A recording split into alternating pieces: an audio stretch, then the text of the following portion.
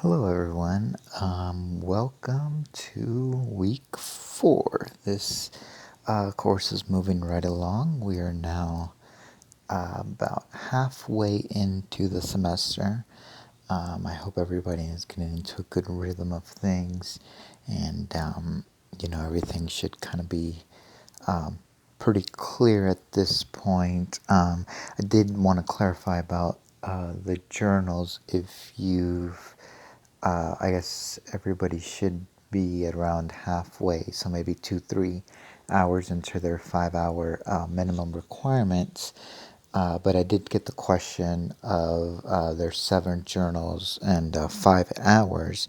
If you do find yourself having a week where you don't have a group experience, one thing that I would suggest is you can write about how the experience or the application, how you're going to implement it in whether it's your future work setting, your current work setting. For example, if you were a teacher and your goal is to be a school counselor, one thing that I would like to know is how this experience the group experience will help you implement into your, whether it's your teacher work setting or your school work setting. Also, how the learning material you're going to apply. For example, last we talked about psychoanalytics. How can that be applicable to maybe your work setting? That's part of a journal, is reflecting on how can I take this information and apply it. One thing that I really would like to see is not only you knowing the information, but synthesizing it into application. To me, that's how students grasp the material and how they learn and grow. So that's something that I would suggest for your journals as you continue into these coming weeks. Moving along, I know last week we mentioned the psychoanalytics. This week we're going to be going the polar opposite direction. So this is kind of the reaction to the psychoanalytic. One thing that occurred in the field is that the psychoanalytic, the unconscious, exploring some of these dream analysis, things we couldn't see, was that it kind of created a gap where it things weren't very visible, things weren't very concrete, things were more of open for interpretation. So part of the reaction, the CBT, the reality, the choice was, let's make it concrete, let's follow the scientific model, let's follow some of these I would say some of these hard sciences. And if you ever hear some of the lectures that individuals like Albert Ellis gave, that's a lot of what he talked about. He was very concrete. He was very, show me the data, very quantitative. And part of, let's say, a school counselor and following the ASCA model again is to show that you're making a difference, you're providing an impact. This is your data, you're intervening, whether it's discipline issues, socioeconomic issues, parental engagement. You're intervening and you are making a difference. And part of doing that is providing hard data to back that up. And I think some school counselors do a great job at that, and some really need some improvements. Moving along, the first theory that I want to talk about, again, the behaviorist theories, is the cognitive behavior. approach, and this is the approach as it applies to group. So, if you've taken theory, or whoever has taught you, they've talked about more of an individual. This is application for a group, and with CBT, there's a lot of teaching. It's almost like a lot of techniques. It's very concrete. Develop a plan, develop a goal, develop steps. There's a beginning and end. There's a lot of coaching involved, motivation. They talk about some of the I guess for those that are planning on working more in the private setting, hospitals, one very popular I guess derivative of CBT is known as dialectical behavior therapy, and I won't get into the details, but from what I've seen, like for example, here in Dallas, at the Millwood Hospital, they use a lot of workbooks, and part of their curriculum is DBT, dialectical behavior therapy based, and part of that is a lot of rehearsing, going through feedback, working one on one as well as with groups, really doing a lot of structure things to try and break some of the patterns, some of the cycles, some of the cognitive restructuring, so to speak, those automatic thoughts that individuals get. And we're talking about self harm, depression, anxiety, things like that. So, with CBT, a lot of it is very structured, very, I don't want to say worksheet, but almost like a curriculum. It's almost like a class that you take where you're learning vocabulary, you're learning thought patterns, you're learning diagrams, you're learning coping skills, and then you're putting them all into practice. So there's a lot of feedback. That's why groups are so important, because part of the groups is implementing some of these techniques into a group space, and being able to not only take it from a group but take it into kind of the outside world. Really, the purpose of a CBT group is to practice some of these skills in the group, and then being able to take it outside the group. So again, feedback is something that happens every day. There's also a lot of, especially when working in groups with anxiety, there's a lot of mindfulness training. And what that is really practicing how to control those automatic thoughts. I was listening to the People's Pharmacy recently, and they were mentioning that mindfulness and CBT for pain management is just as effective as some of these pain medication drugs. So again, there is upcoming research that is exploring some of these, and I hope that in the future more and more research continues, especially with mindfulness.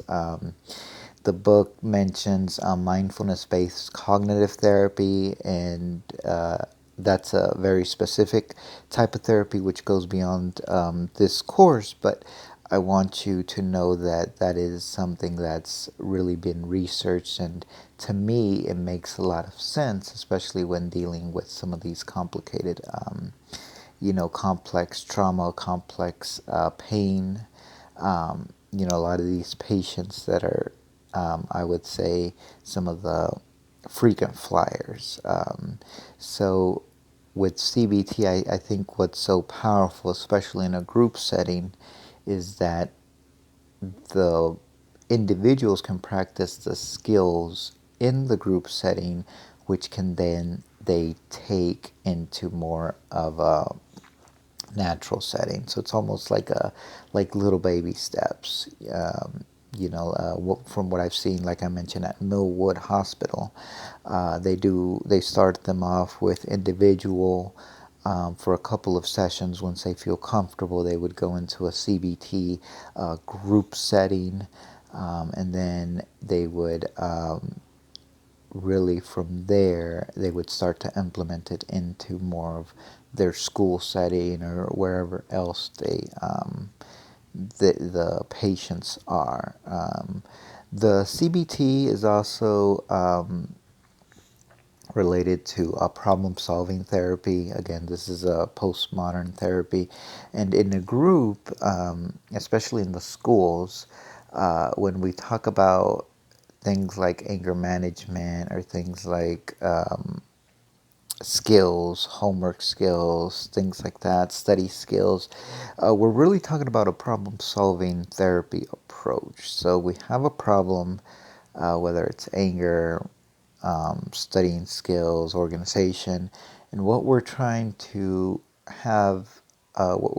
get at is we're trying to problem solve with the students. So if I have for example, a third grade group that teachers has been complaining about organizational skills, one thing that I would do is I would just present the information and just say, okay, what do you think has been going on? In your mind, what do you see as the issue? And they may say, I'm not organized. I've had students say, oh, I don't have a problem. She has a problem.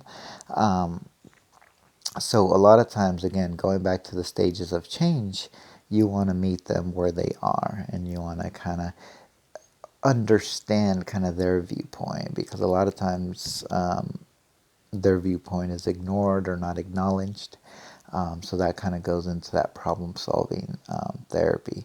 CBT also does a lot with self management and self monitoring. What you want is you want to get to a point where the client is solving their own issues. So if the client, for example, is having ideations of self harm, first we want the client to be aware of them. We want the client to know what they look like, what they feel like, what those are. And the next step, especially in a group setting, is to practice, skills that they can use to help them deal with some of these thoughts. There's CBT. The book also mentions social effectiveness training, and again, this is a postmodern approach where we're taking social skills and we're teaching them in an effective manner. So it's almost a lot like problem solving, where putting in effective strategy so that they're not depending on the counselor. There's a good quote that I've read. It says, we want to take them to the point where they don't need us. Essentially, we want to work ourselves out of a job. And I think that speaks a lot to CBT, social learning theory. The book also mentions, this goes back to Bandura, where they see somebody hitting a bobo doll and then the children hits the bobo doll. In a group setting, this is really important because a lot of what the clients are experiencing, we're trying to connect them. We're trying to not have them feel so isolated, not have them feel like, oh, their problem is the only problem that they're feeling and nobody else feels that problem. And I see that a lot with middle, high school age students. A lot of times they think that, oh, it's only me with the problem. Nobody else has that, and that goes along with the social skills training, is bridging that gap, and not only bridging them but teaching them that there is alternatives that you can use. And finally, I want to talk about homework in a group. One of the things that I do is I usually give them a summary of what we talked about. It's either in like a worksheet, kind of like I mentioned with the DBT, dialectical behavior, kind of what I mentioned with Millwood Hospital, or like I mentioned earlier or last week, I like to break down and give the parents a summary of what each session looks like. That way the parents know and the parents can reinforce some of the concepts.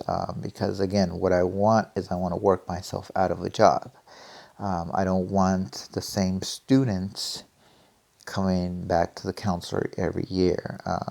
Ideally, you should you should have different groups, different skills that you're teaching each year, because if you're an effective counselor, the skills should be long lasting. So if I do a study skills and these students gain the study skills to be successful, then next year they no longer would need those study skills. They may need another group, let's say anger management, um, but that would be to build a different set of skills. If that kind of made sense. Now, that kind of summarizes the CBT. Again, CBT in groups you see a lot when hospitals. I can tell you here in Dallas Children's Hospital, Millwood, a lot of Dallas ISD's curriculum is very cognitive, behavioral based. So it's a very important theory, and it's a theory that I would say gets implemented quite a bit in work settings. The next theory, moving along to rational emotive behavior therapy. This was REBT. This was Albert Ellis. So he kind of was revolutionary in the 20th century. He kind of really just kind of was the polar opposite of the psychoanalysis, and really created a big platform for psychological research. So using the APA style, doing a lot of these almost streamlining the field, which I think was crucially important for its growth. So with CBT, a lot of how it relates to group is very similar to how it relates to individual. And again, for those of you that haven't taken group, you'll get into more details, but this is just a rundown of the group application. In the group, especially when working with individuals that I would say are either court ordered or are resistant, this would be a good theory to implement, because it puts the responsibility on them. And what I mean by that is it's an explanation similar to CBT, and it really talks about how your beliefs work, how your beliefs can either hinder you or benefit you, how your beliefs affect the behavior. So, with all that being said, it almost teaches the client that the beliefs are just that, and whether they want to continue their path or not, that's really their choice.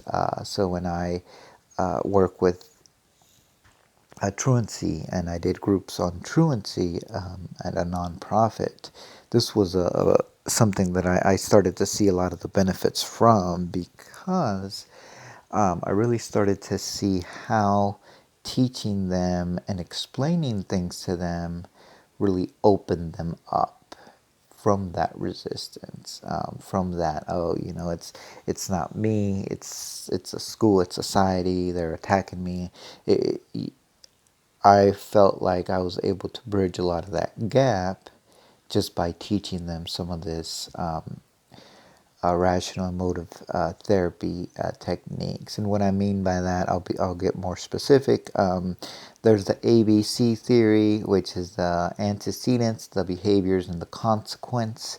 An antecedents is what happened before.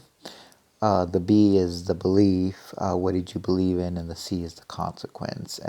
And for elementary, middle, and high school, this is a great thing to teach in a group, regardless of what group it is, because you're really explaining the before, during, and after of an event. So, for example, if you're doing a anger management group, just kind of simplistic, and you're working with, let's say, fifth grade boys. A lot of times why they come to you is because they're getting in trouble, they're in class, they're having discipline referrals, all that. So what you would like is you would like to teach them something different, and you would like to explain to them how this model works. So it's, like I said, it's a simple model. A is the antecedent, so what happened before.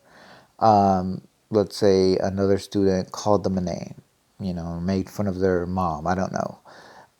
What's the belief? So a lot of times the belief is you can't make fun of me, you're disrespecting me, you crossed the line.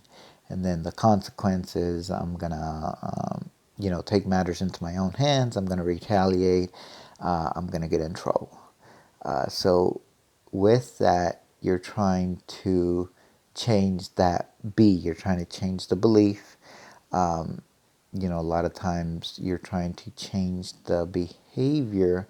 By before you can change the behavior, you have to change the belief. So the belief is, if you can get a student to increase their self-esteem, to not be affected by other people's opinions, to not necessarily take everything as an insult, more like take it as a humor, then a lot of times their behavior changes.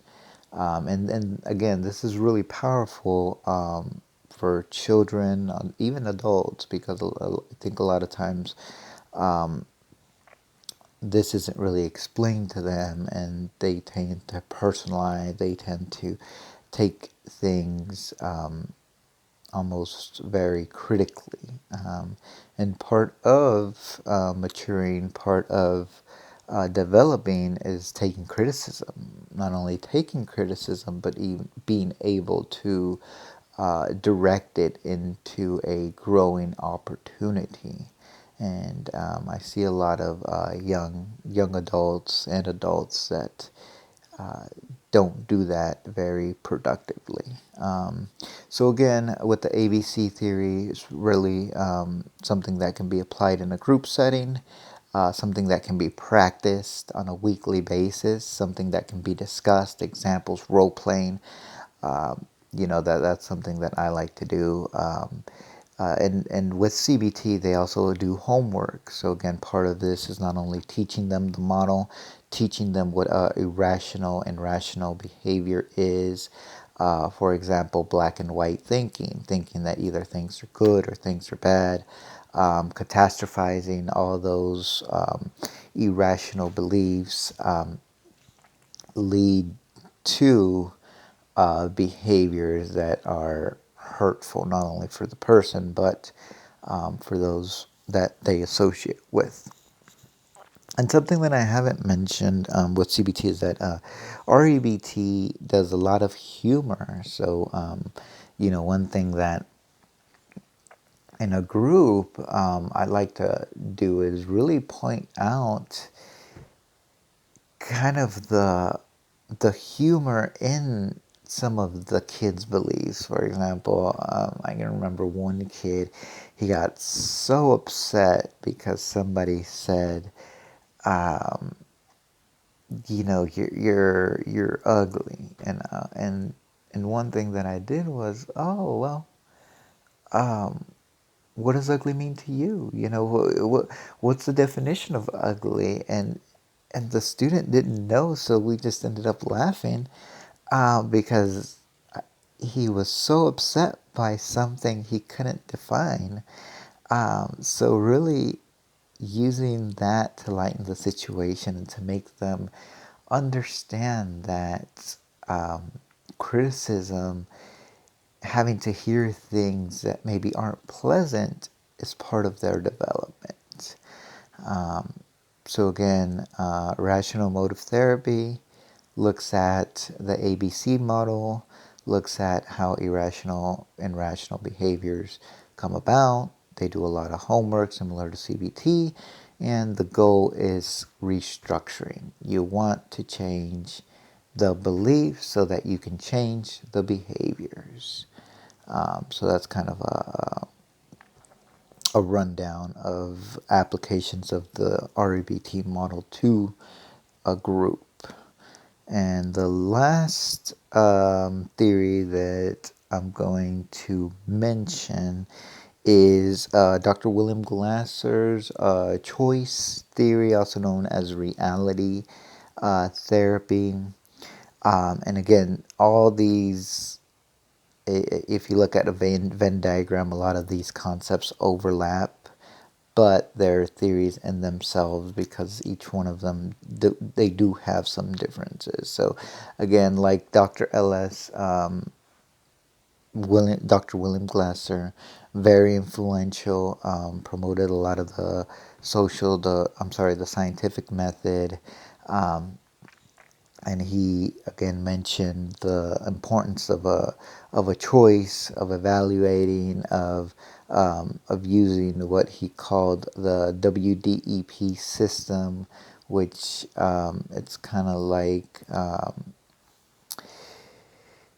it's almost like a comprehensive model that kind of takes you into kind of a self-evaluation, so to speak. So it kind of helps you guide your kind of your therapeutic systems. And what I mean by that is that it's your wants, your directions, your evaluation, and your plan. So it's almost like in school they do a lot of SMART goal setting. It's very similar to that. So what are your goals? What's your plan? How do you plan to get there? Etc. Etc. And I think what was so important about choice theory is that it looked at all the behaviors. So what do all the behaviors look like? What choices do you have? What does your environment look like? What what do you want? What are your needs? How are you doing to meet your goals? And part of choice theory is explaining them that they're part of, just like they're part of the problem, they're also part of the solution. So William Glasser, he wrote the really influential book about the quality of schools and no school failure, and that kind of revolutionized a lot of the behavior movement within the school. So it's really looking at kind of the Maslow hierarchy, looking at the environment, how's the environment affecting, uh, what's the choice, what are the students' responsibilities,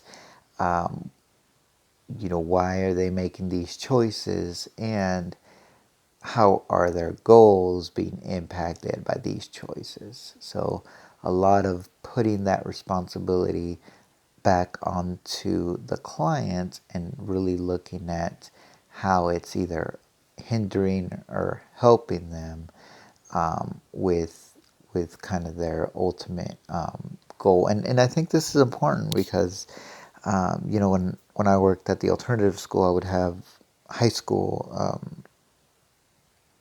upperclassmen that would tell me, oh, I want to be a superstar college football player, basketball player.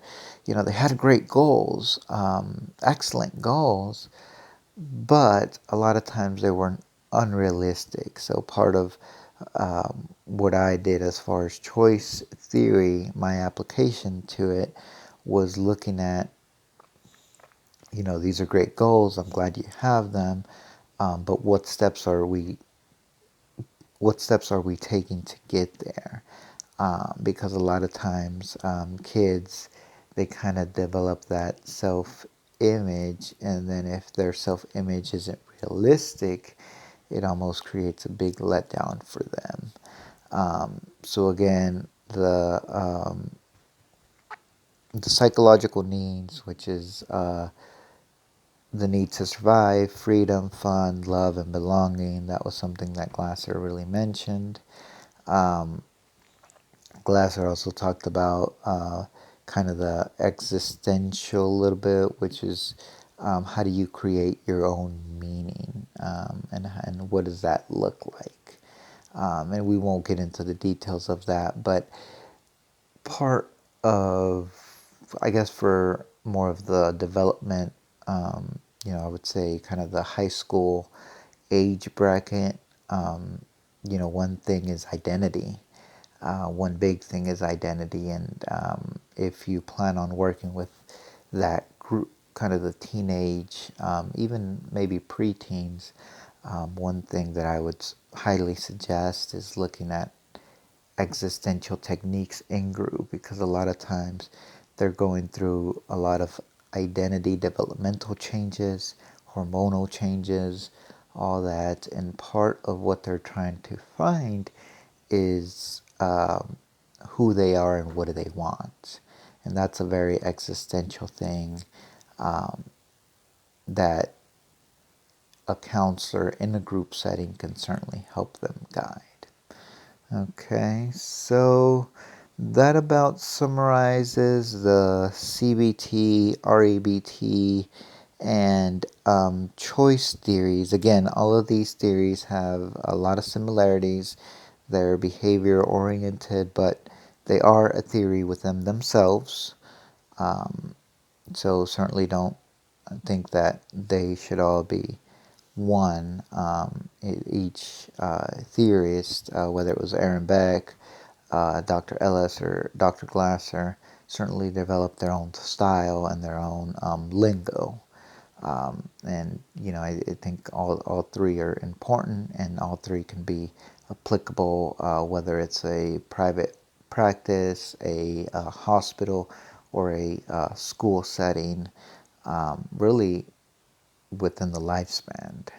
So that does it for this week, week 4. I hope everyone has an excellent week.